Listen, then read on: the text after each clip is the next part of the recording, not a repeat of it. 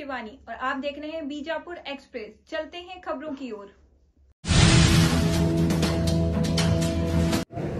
ಮಂಟಪ ಮಾಲೀಕರಿಗೆ ಒಂದು ಸುಸಜ್ಜಿತವಾದಂತ ಗೋಡೌನ್ ಮಾಡಿಕೊಡ್ರಿ ಅಂತ ನಾನು ಆದಷ್ಟು ಲಘುನೇ ಬಿಡಿಎದವರಿಗೆ ಒಂದು ಪತ್ರ ಬರೆದು ನನಗನ್ನಿಸ್ತದೆ ನಿಮಗೆ ಎಲ್ಲರೂ 100 by 100 ಜಾಗ ಕೊಟ್ಟರೆ ಒಬ್ಬ ಮಾಲಕಿಗೆ ಸಾಲಂಗಿಲ್ಲ.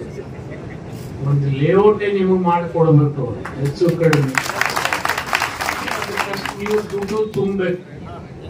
ಅದು ನೀವು ದುಡ್ಡು ತುಂಬಲಿಲ್ಲ ಮತ್ತೆ ಪುಕ್ಕಟ್ ಕೊಡ್ತಾರಂತೆ ಚಪ್ಪಲಿ ಹೊಡಿಬೇಡ. ದುಡ್ಡು ತುಂಬಿದ್ರೆ ನಾವು ಸ್ವಲ್ಪ ಕಡಿಮೆ ರೇಟ್ ನಲ್ಲಿ ಕೊಡಿಸ್ಲಿಕ್ಕೆ ಆಗ್ತದೆ. ನೀವು ಮಾಲೀಕರೆಲ್ಲ ಮನಸ್ಸು ಮಾಡಿ ಬಿಡಿಎದವ್ರಿಗೆ ಒಂದು 5 ಎಕರೆ ಕೊಡು ಅಂತ ಹೇಳ್ರಿ, ಅಥವಾ ನಾವು DC-ಗೆ ಹೇಳಿದ್ರೆ ಕೊಡಿಸ್ತೀವಿ. ಆದ್ರೆ ಮತ್ತೆ ಇಲ್ಲೇ ಕೊಡ್ರಿ ಅಂತ ಹೇಳಿ ಗಂಟು ಬೀಳಬೇಡ. ಎಲ್ಲಿ ಜಾಗ ಇರ್ತದ ಅಲ್ಲಿ ಹೋಗ್ಬೇಕಾಗ್ತದೆ. ಅಕಸ್ಮಾತ್ ನೀವು ನಾನು ತಿಕೋಟ MLA ಇದ್ದಾಗ ಗಂಟು ಬಿದ್ದಿದ್ರೆ ಅಂದ್ರೆ 1000 ಎಕರೆ ಇತ್ತು ನನ್ನ ತೊರವಿಯೊಳಗೆ. ನಾನೇ ಇವತ್ತು APMC ಒಂದು 100 ಎಕರೆ ಕೊಡಿಸಿದೆ. ಈ ಮಹಿಳಾ ಯೂನಿವರ್ಸಿಟಿ ಕೊಟ್ರಿ ಅಂತಲ್ಲಿ ನೀವು ತಗೊಂಡಿದ್ರೆ ಇವತ್ತು ಈ ಕೆಲ್ಸಕ್ಕೆ ಬರ್ತಿತ್ತು. ಆದ್ರೆ ಇವತ್ತು ಅದು ಆಗೋಯ್ತು. ಈಗಲೂ ಏನಾದ್ರು ಮಾಡಿ ನಾನು DC ಪತ್ರ ಬರೋದು ಅಥವಾ ಬಿಡಿದವ್ರಿಗೆ ಪತ್ರ ಬರೋದು ಕನಿಷ್ಠ ಒಂದು 2-3 ಎಕರೆ ಆದ್ರೂ ನಿಮ್ಗೆ ಕೊಡಿಸ್ತಕ್ಕಂಥ ಪ್ರಯತ್ನ ನಾನು ಮಾಡ್ತೀನಿ ಅಂತಕ್ಕಂಥ ಮಾತನ್ನ ಈ ಸಂದರ್ಭದಲ್ಲಿ ಹೇಳಿ, ಅಲ್ಲಿ ಅಣ್ಣ ಬಸವಣ್ಣನವ್ರನ್ನ ಅಂತರಾಳದಲ್ಲಿ ನೆನೆದು ಇವತ್ತಿನ ಕರ್ನಾಟಕ ರಾಜ್ಯದ ಮೈಕ್ ಮತ್ತು ಲೈಟ್ ಮತ್ತು ಫ್ಲವರ್ ಡೆಕೋರೇಷನ್ ಸಂಘದ ಬಿಜಾಪುರ ಜಿಲ್ಲಾ ಮಂಟಪದ ಯೂನಿಯನಿನ ಈ ಕಾರ್ಯಕ್ರಮದಲ್ಲಿ ಈ ಕಾರ್ಯಕ್ರಮದ ಸಾನ್ನಿಧ್ಯತೆಯನ್ನು ವಹಿಸಿರ್ತಕ್ಕಂಥ ಮಹೇಂದ್ರ ಸ್ವಾಮಿಗಳ ಪಾದಾರದಲ್ಲಿ ಪಡಮಟ್ರು, ಗೌರವಾನ್ವಿತ ರಾಜ್ಯಾಧ್ಯಕ್ಷರಾದಂಥ ಮುಲ್ಲಾ ಅವರೇ, ಲಕ್ಷ್ಮಣ್ ಅವರೇ, ಜೊತೆಗೆ ವೇದಿಕೆ ಮೇಲೆ ಇರ್ತಕ್ಕಂಥ ಜೋ ಇಂಡಿಂಗರ್ ಅವರ ಆದಿಯಾಗಿ ನಮ್ಮ ಪರಮ ಪೂಜ್ಯ ಶಾಂತಿ ಸ್ವಾಮಿಗಳು ಆದಿಯಾಗಿ ಎಲ್ಲ ಹಿರಿಯರೇ ಮತ್ತು ಆತ್ಮೀಯರೇ, ಈ ಕಾರ್ಯಕ್ರಮದಲ್ಲಿ ಅನೇಕ ವಿಷಯಗಳನ್ನ ಇವತ್ತು ಲಕ್ಷ್ಮಣ್ ಅವರು ನನ್ನ ಗಮನಕ್ಕೆ ತಂದಿದ್ದಾರೆ. ವಿಶೇಷವಾಗಿ ಸರ್ಕಾರ ಅನೇಕ ಕಾರ್ಯಕ್ರಮಗಳನ್ನ ಮಾಡ್ತದೆ. ಆದ್ರೆ ಇವತ್ತು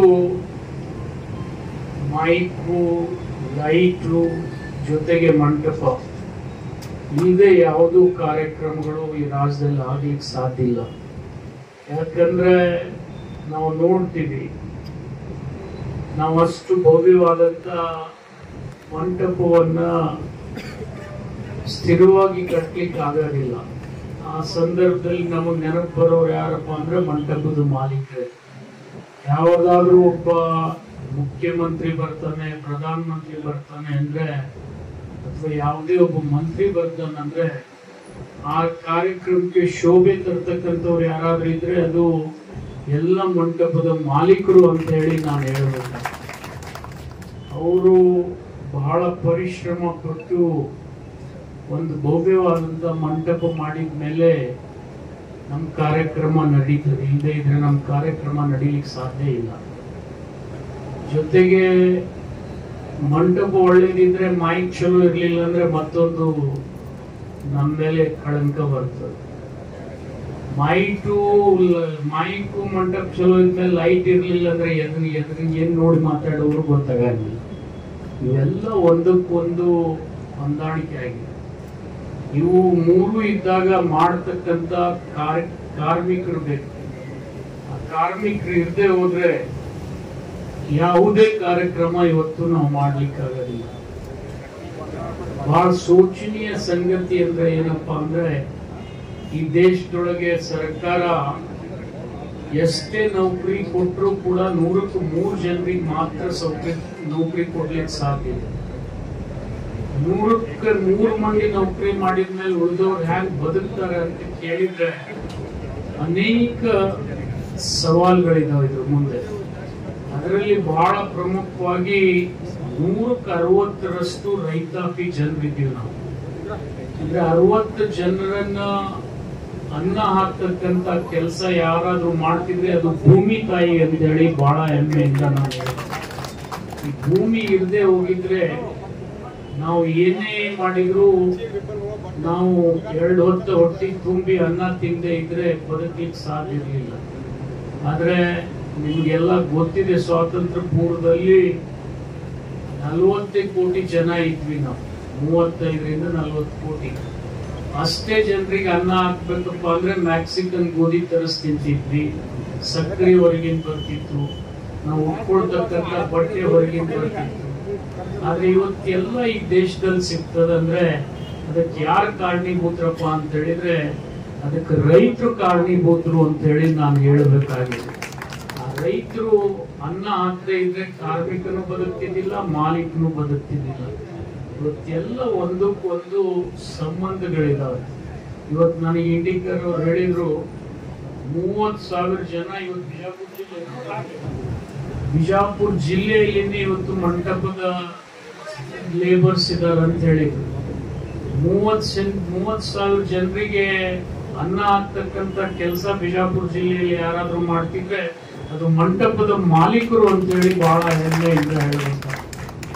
ಅವ್ರು ಇಷ್ಟು ದೊಡ್ಡ ಕೆಲಸವನ್ನ ಇವತ್ತು ಅವ್ರು ಮಾಡಿಕೊಡ್ತಾ ಇದಾರಪ್ಪ ಅಂತಂದ್ರೆ ನಮಗೇನಾದ್ರೆ ನೌಕರಿ ಕೊಡಿಸ್ರಿ ಅಂತೇಳಿ ಸ್ವಲ್ಪ ಕಡಿಮೆ ಆಗಿದ್ರೆ ಮಂಟಪ ಮಾಲೀಕರ ಪುಣ್ಯ ಅಂತ ಹೇಳಿ ತಿಳ್ಕೊಬೇಕು ನಾವು. ಇಲ್ಲಾಂದ್ರೆ ಅವ್ರು ನಮ್ಮ ಕೊಳ್ಳಿಗೆ ಬಂದು ಬೀಳ್ತಿದ್ರು.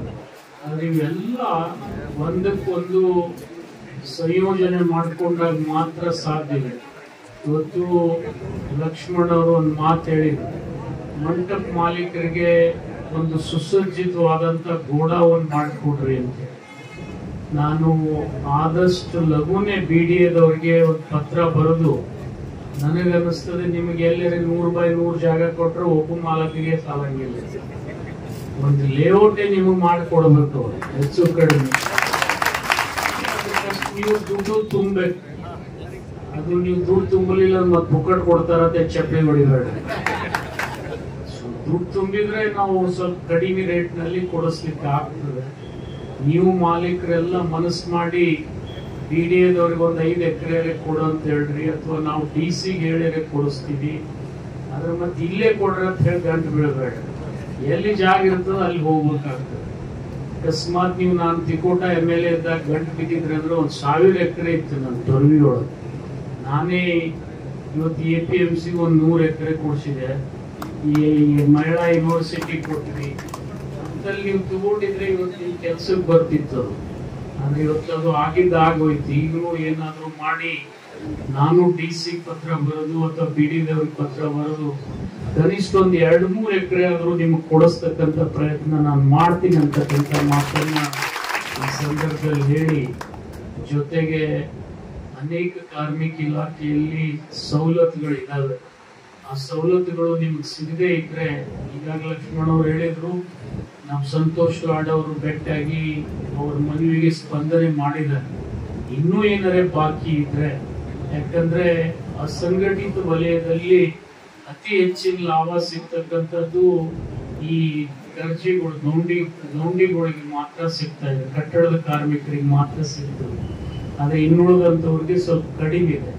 ಆದ್ರೆ ನೀವೇನಾದ್ರೂ 30,000 ಜನ ಇದ್ರೆ ನಿಮ್ಮನ್ನು ಅದ್ರಾಗ ಸೇರಿಸಿ ಆ ಕಾರ್ಮಿಕ ಇಲಾಖೆ ಸವಲತ್ತುಗಳನ್ನ ಕೊಡಿಸ್ತಕ್ಕಂಥ ಅವಕಾಶ ಇದ್ರೆ ಅದಕ್ಕೂ ನಾನು ಪ್ರಯತ್ನ ಮಾಡ್ತೀನಿ ಅಂತಕ್ಕಂಥ ಮಾತನ್ನ ಈ ಸಂದರ್ಭದಲ್ಲಿ ಹೇಳಿ, ಈ ಕಾರ್ಯಕ್ರಮಕ್ಕೆ ಕರೆದು ನಮ್ಮೆಲ್ಲ ಸ್ವಾಮಿಗಳು ಇಂಡಿಕರು ಕರೆದು ನನ್ನನ್ನ ಈ ಕಾರ್ಯಕ್ರಮದಲ್ಲಿ ಭಾಗಿಯಾಗ್ತಕ್ಕಂಥ ಅವಕಾಶ ಕಲ್ಪಿಸಿಕೊಟ್ಟಿದ್ದಾರೆ. ಸಾಯಂಕಾಲ ಇದು ಬಹಳ ದೊಡ್ಡ ಕಾರ್ಯಕ್ರಮ ಇರ್ಬೋದು. ಆದ್ರೆ ಆಕಸ್ಮಿಕವಾಗಿ ನಾನು ಊರಲ್ಲಿ ಇರದೇ ಇರೋದ್ರಿಂದ ಆ ಕಾರ್ಯಕ್ರಮಕ್ಕೆ ನನ್ನ ಶುಭ ಆಶೀರ್ವಾದ, ಶುಭ ನಿಮ್ಮ ಕಾರ್ಯಕ್ರಮ ಯಶಸ್ವಿ ಆಗಲಿ ಅಂತೇಳಿ ಹಾರೈಸ್ತಕ್ಕಂಥ ಮನಸ್ಥಿತಿ ನಂದು ಇದೆ. ಆದ್ರೆ ಆಕಸ್ಮಿಕವ್ರನ್ನ ಬೇರೆ ಊರಿಗೆ ಹೋದ್ರೂ ಕೂಡ ಆ ಕಾರ್ಯಕ್ರಮದಲ್ಲಿ ತಾವು ಏನೇ ನಿರ್ಣಯ ಮಾಡ್ತೀರಿ ಆ ನಿರ್ಣಯಕ್ಕೆ ಖಂಡಿತ ನಾನು ತಲೆಬಾಗಿ ನಿಮ್ ಕೆಲಸ ಮಾಡಿಸ್ಕೊಡ್ತಕ್ಕಂಥ ಪ್ರಯತ್ನ ಮಾಡ್ತೀನಿ ಅಂತ ಹೇಳಿ ಈ ಸಂದರ್ಭದಲ್ಲೆಲ್ಲ ನಿಮ್ಮ ರಾಜ್ಯಾಧ್ಯಕ್ಷರಿಗಾಗಲಿ, ನಿಮ್ಮ ಜಿಲ್ಲಾ ಅಧ್ಯಕ್ಷರಿಗಾಗಲಿ, ಸಂಘದ ಎಲ್ಲ ಪದಾಧಿಕಾರಿಗಳಿಗೆ ನನ್ನ ಶುಭವನ್ನು ಹಾರೈಸಿ, ಒಂದು ಕಾಲದಲ್ಲಿ ನಾವು ಒಂದು ಸಣ್ಣ ಮಂಟಪ ಮಾಡ್ಬೇಕಾದ್ರೆ ಕಷ್ಟ ಪಡ್ತಾ ಇದ್ವಿ. ಆದ್ರೆ ಇವತ್ತು ಬಿಜಾಪುರದಲ್ಲಿ ಪ್ರಧಾನ ಮಂತ್ರಿ ಯಾಕೆ ಅಮೆರಿಕ ಪ್ರೆಸಿಡೆಂಟ್ ಬಂದ್ರು ಮಂಟಪ ಹಾಕ್ತಕ್ಕಂಥ ಶಕ್ತಿ ನೀವು ಕೊಟ್ಟಿದ್ದೀರಲ್ಲ, ನಿಮಗೆ ನಾವು ಎಷ್ಟೇ ಕೃತಜ್ಞತೆ ಹೇಳಿದ್ರು ಕಡಿಮೆ. ಅಂತ ಒಂದು ಶಕ್ತಿಯನ್ನ ಈ ಪ್ರದರ್ಶನ ಮಾಡಿದ್ದೀರಿ. ನಮಗೆ ಭಗವಂತ ಇದರಲ್ಲಿ ಇನ್ನೂ ಹೆಚ್ಚಿನ ಯಶಸ್ಸನ್ನ ಕೊಡ್ಲಿ. ಜೊತೆಗೆ ನಿಮ್ ಕಾರ್ಮಿಕರ ಹಿತ ಬಯಸ್ತಕ್ಕಂಥ ಉದ್ದೇಶಕ್ಕೆ ಖಂಡಿತ ನಾನು ಕೂಡ ನಿಮ್ಮ ಹೆಗಲಿಗೆ ಕೊಟ್ಟು ಕೆಲಸ ಮಾಡ್ತೀನಿ. ಈ ಕಾರ್ಯಕ್ರಮದಲ್ಲಿ ಕರೆದು ನನ್ನ 4 ಮಾತು ಹೇಳ್ತಕ್ಕಂಥ ಅವಕಾಶ ಕೊಟ್ಟಿದ್ದಕ್ಕೆ ಎಲ್ಲರಿಗೂ ಒಂದಿಸಿ ನನ್ನ 4 ಮಾತುಗಳನ್ನು ಮುಗಿಸ್ತೀನಿ. ಜೈ ಹಿಂದ್, ಜೈ ಕರ್ನಾಟಕ.